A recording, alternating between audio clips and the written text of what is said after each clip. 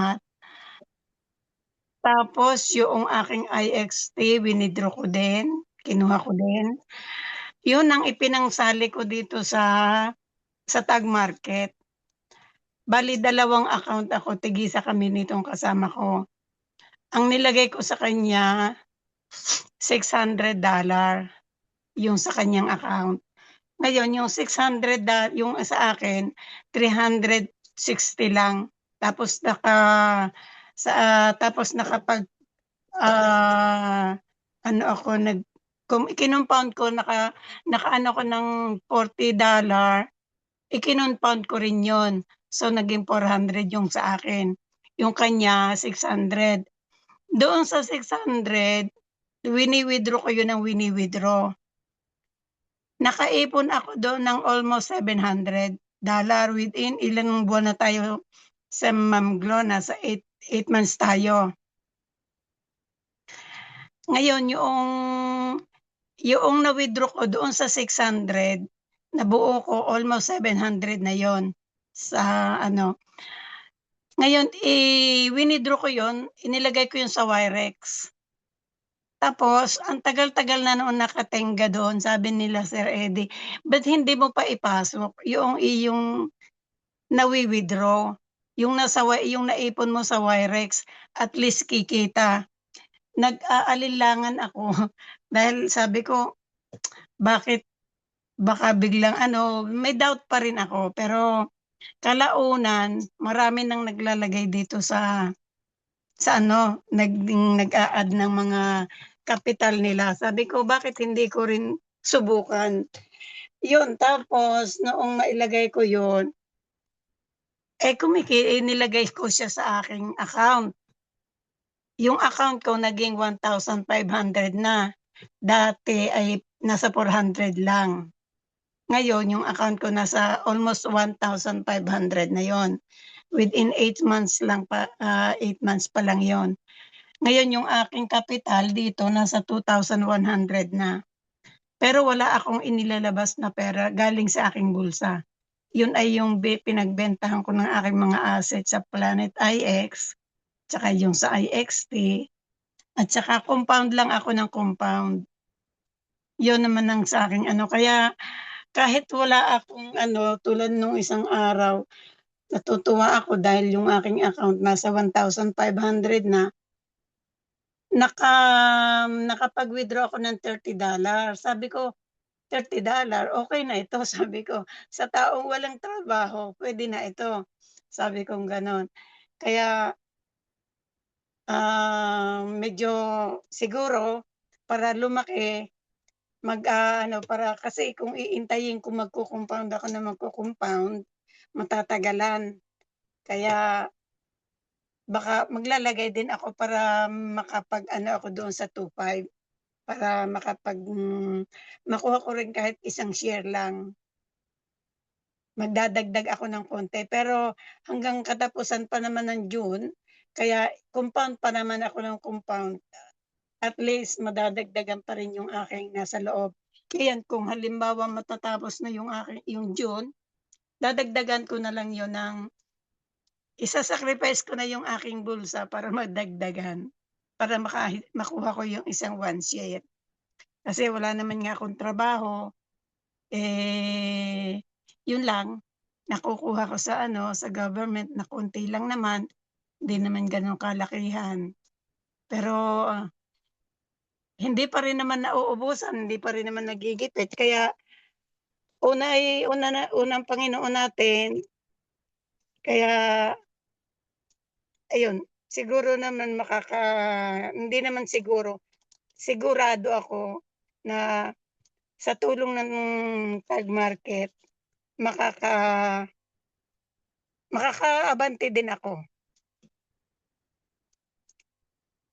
Sa tulong din ng mga upline tulad ni Sir Eddie, walang katapusang pagbibigay, encourage, pagbibigay ng payo, pag-e-encourage sa amin, sa akin. Kaya kahit wala akong trabaho pero tuloy pa rin ako, hindi ako sumuko mula sa C1 hanggang sa Tag Market. hindi ako nagpaiwan, lagi akong updated. Kaya nga lang hindi ako masyado ngayon, hindi ako masyado nakaka-attend ng webinar kasi nga medyo minsan gusto nung aking katawan na magpahinga, matulog, kaya gano'n. 'Yun, Ma'am Glo, Sir Eddie, salamat po sa inyo at sa tulong ninyo narito pa rin kami na hindi sumuko, hindi tumigil, kaya kung ano't ano man ang nangyayari, may alam pa rin po kami. Dahil updated po kami dahil andiyan po si mga upline. Mhm. Salamat po, yung hanggang dito na lamang po ang aking magiging share dahil That's good. baka sa susunod abante meron pa uli. Ayan. Yun po. Maraming salamat Thank you po, po. Ma'am Tina. Grabe Maraming naman salamat. yun. Nap Naglalabasan na yung mga may mga Oo nga, resulta. oo nga.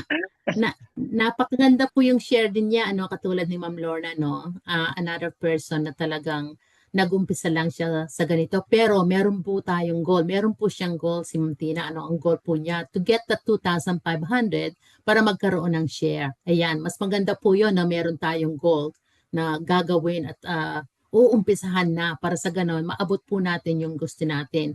At saka po napakalaki po ninyo dahil meron po kayong upline na humahawak at nagre-remind at tutulong sa inyo. Imagine po, I'll be honest po with you, ang upline ko, wala na po akong upline. Stand-alone po ako, no? Stand-alone po kami hanggang kinupkup po kami ni Sir Anton. No? Kaya siya na po ang aming leader ngayon.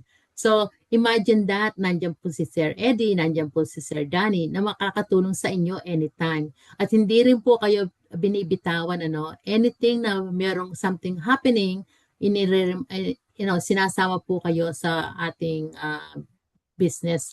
Ito pong ating business ngayon ay napakaganda. Talagang binibigyan po tayo ng chances sa alagang $10 lang, umpisa, para magkaroon po tayo ng amplify natin ng 24x. Kahit $10 lang. And then later on, unti-unti po dadagdagan natin and mag-goal po kayo. Yun ang unang-una. So kung goal po ninyo ngayong month na to, 1,000 and then reach out that 1,000 as much as you can. Okay? Pero ang advice ko rin po, ito po yung advice ko din, kung halimbawa po, magka-income na kayo or kulang po yun, just spend the amount na ilagay lang po ninyo yung amount na makakaya po ninyo. Okay, yung amount na po makakaya ninyong matalo, yung amount po na kaya ninyo dahil mas mahirap po kung talagang gusto ninyong magkaroon ng 2,500 or more than that. Tapos po mahihirapan din po tayo. So unti-unti lang po and then yun nga, try to withdraw para at least tingnan po natin later on kung meron na kayong 2,500, yun ang goal natin, then maglagay po kayo ng withdrawal. So, kaya po, mas maganda nga po yung may 3 accounts, either 2 accounts or 3 accounts.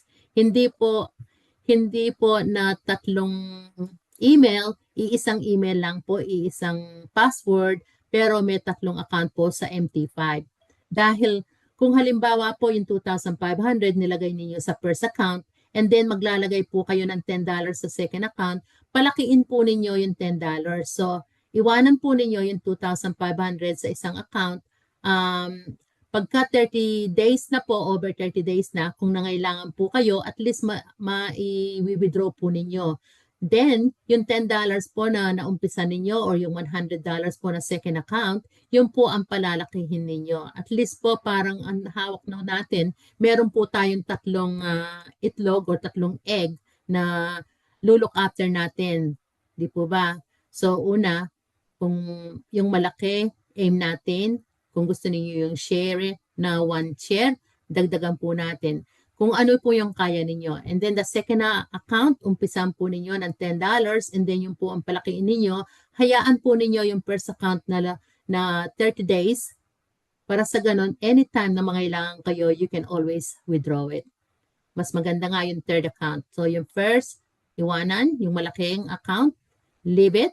Yung second account and third account, yung po ang i-compound ninyo yung compound. Any income po sa first account, i-compound po ninyo sa second account or sa third account hanggang lumaki po yun.